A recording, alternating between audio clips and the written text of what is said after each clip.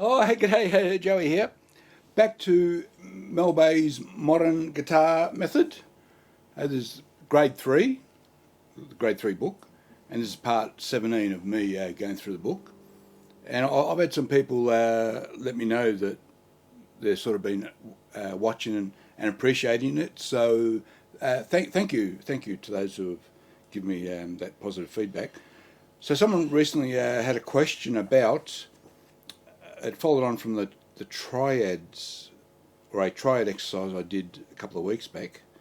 It was triads built on the G scale, and his question related to this page in the Mel Bay book. It's on page 18, and this is an old edition of Mel Bay. If you've got a newer edition, he had it on page 30. And so coincidentally, when I did that triads built on the G scale exercise, that was on page 16, in brackets it said refer to page 18, and so it's on page 18 where Mel Bay provides a lot of sort of esoteric detail about how triads are formed, sort of the music theory behind it. I'll just read a little bit from the book before we start looking at it. The triad is the smallest chord. All chords are based on the triad. The triad, from tri meaning three, is built of 2/3. So when he says 2/3, I'm not saying 2/3 as a fraction.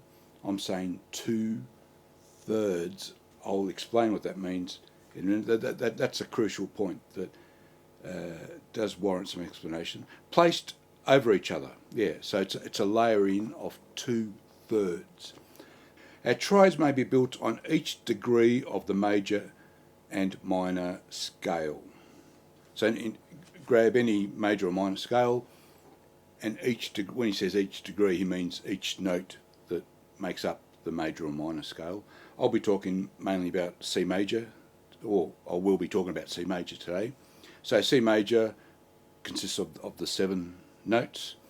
Each one of those notes, you can create a triad that comprises notes solely out of the key of C, out of the same scale. And that can happen for every major scale, every minor scale as well. And it's all the same pattern. The same pattern repeats across every scale. So once you know one, you know them all, basically. Yes, so I'll come back to bits and pieces from this page out of the Mel Bay book. Before we go on to the next section, Mel Bay talks a lot about the use of the word steps, and that informs a lot of what he's telling us about how the scales are formed, how the triads are formed. So I just wanted to clarify this bit. A whole step is the same as a whole tone. So you might hear people use the expression a whole tone. A whole step or a full step is the exact same thing as a whole tone. And in terms of our guitar, a step or a tone consists of 2 frets. So when I go from this C, the first note of the C scale, to this D, the second note of the C scale, we've moved one whole step or one whole tone. I'll continue using the word step because that's consistent with what Mel Bay, the terminology of Mel Bay uses, and it's what I naturally use as well. When we talk about half a step, that's the same as semitone, so people will call half a step a semitone, and that equals 1 fret. Yeah, so when we go to this, from this E, the 3rd note in the C scale, to the 4th note, the F, that's half a step. Yeah. Let me continue on. So I've got the terminology out of the way. Let me continue with that C scale. So I'm going to show 2 ways of looking at the C scale. The first one is, I'll continue doing what I'm doing now. We're on the B string, and I found the first note of the C scale is that happens to be that 1st fret. Yeah, C. So C to D, 1 step. D to E, 1 step. E to F, yeah, the 3rd to the 4th, half a step, yeah. F to G, whole step.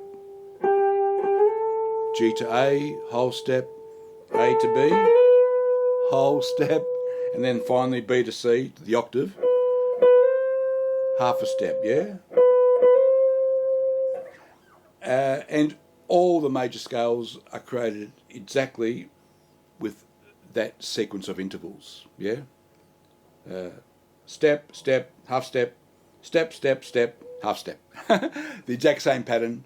Every major scale has the exact same pattern. I'll put up another diagram now that shows, and look, many of you will know this, so apologies. I just wanted to quickly go through it for anyone who's not familiar with this or needs to go over it. This is a very common pattern that you see on the screen there. We start with the C note on the third fret of the A string. C, D, E, F, G, A, B, C. That's a very, very common pattern that you can work out any major scale. So if we go below to the G, do the G scale, it's the exact same pattern. If we want to go to a weird scale like E flat, same pattern. Yeah, back to the C. Very useful pattern to know. If you don't know it, learn it. You'll use that for the rest of your life. Okay, so there's our two ways of looking at the C scale on the guitar.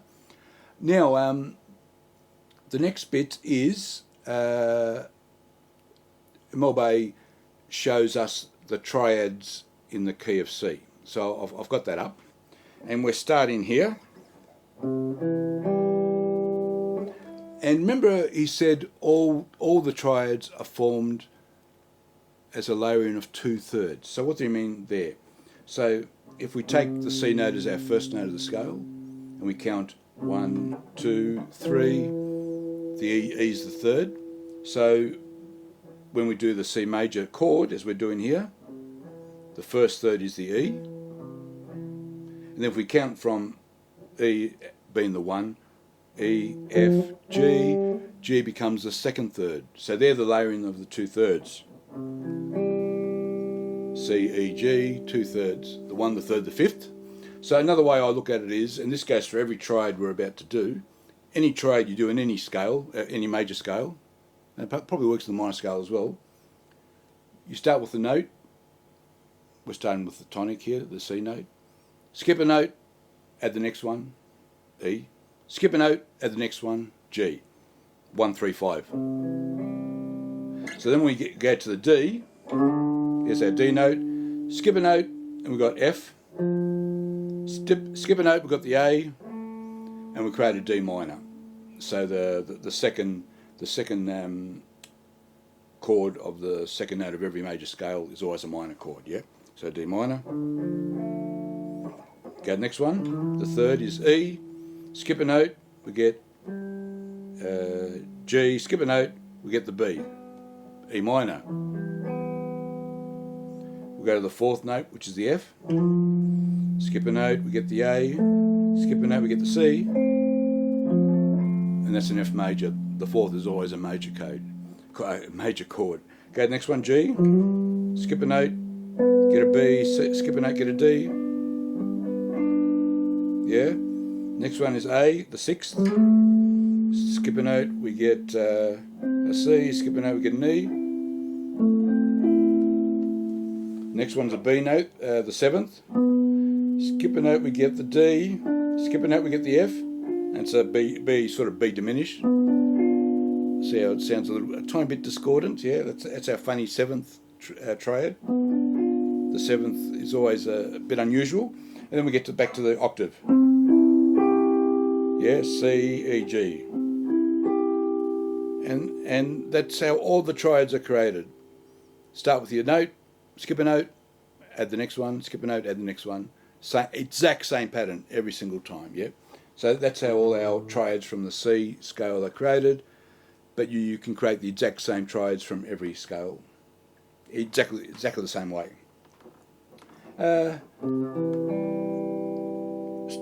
Just quickly, worth noting the octave of that C major triad is in this position, the 8th fret.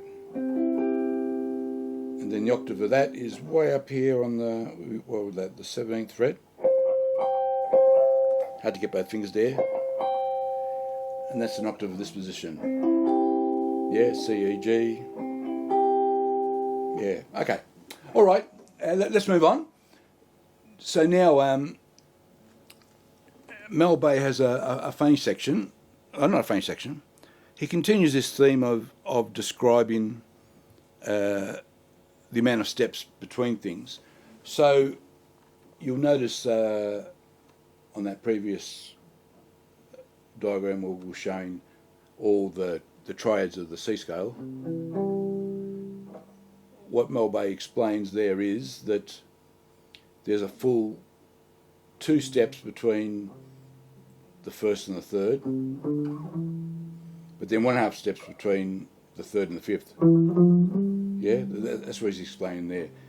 So with every major chord, every major chord you create from the tonic of any scale, you have 2 steps to get that third note, but then only 1.5 steps to get to the fifth note. Yeah. But when you create a minor chord, it's the opposite. You have 1.5 steps to get from the D to the F, and then you have 2 steps to get to the A. Now, how important is it for you to know the ins and outs of how many steps to get to each note? Personally, I believe it's not all that important, because over time you'll just get to know it because you've done it so much and you've played it so much and you just know it. But that is the prime purpose of this page, that the reader, the viewer had asked about, what does Mel Bay mean about all these steps, and that's what he's referring to. He's just referring to the interval, the length of the interval between the various notes that make up the triad. Yeah. Which leads us to the final diagram. So I'll put that up. You'll notice, I'll put it up for myself. So this is scanned straight out of the Mel Bay book, and I've added the chord names in blue. So what Mel Bay does here, he does a couple of things. Firstly, he gives a name to every note in the scale. So every note of every major scale, the 7 notes, there's something of significance of each note, yeah? Starting with the first one, the first note, the C note, is the tonic, and it's always a major chord, C major. And you can see the notes, we've already discussed that, C, E, G. And then he explains what I explained earlier. There's 2 steps between the C and the E, and there's 1.5 steps between the E and the G. Okay, so we've already discussed that. The second note, number 2, is the D note. It's called the supertonic because it's the one above the tonic. That's all super means, one above. And in every case, that's always a minor chord. In this case, it's a D minor.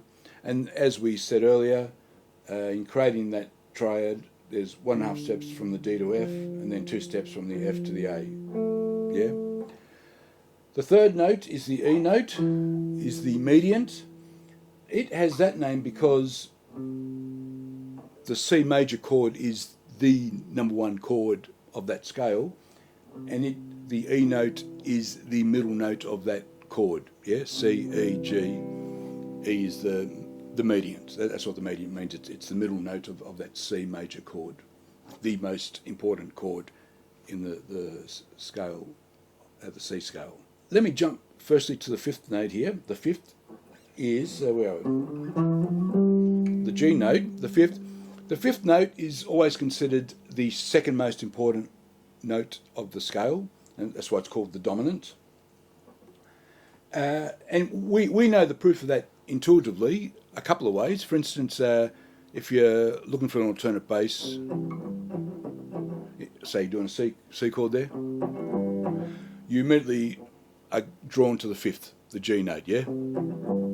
So the 5th is generally the alternate bass anytime you're playing a chord. Also, if you're doing a power chord, very important in metal and hard rock, you're always using, you do have to use the 1st and the 5th. So yeah, So the fifth, the dominant, it is the second most important note in the major scale. So then let's go back one to the fourth, which I skipped. The F note is called the subdominant, basically because it is considered the next most important note of the scale. The sixth note, the A, is the submediant. I believe it's got that name because when we do the F,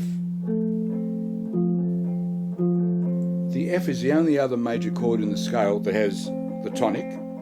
There it is there, the C note, and the A is the middle note of that chord.